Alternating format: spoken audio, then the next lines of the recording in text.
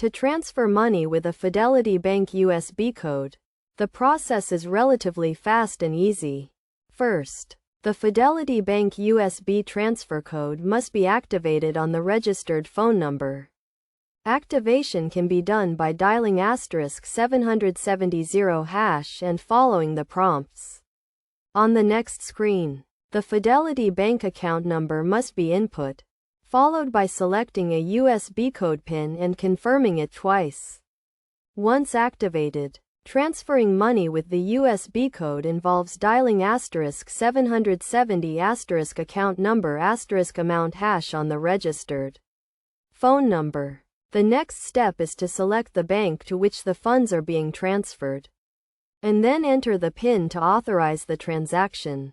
It is worth noting that there are daily limits to how much money can be transferred using the code, currently set at 100,000.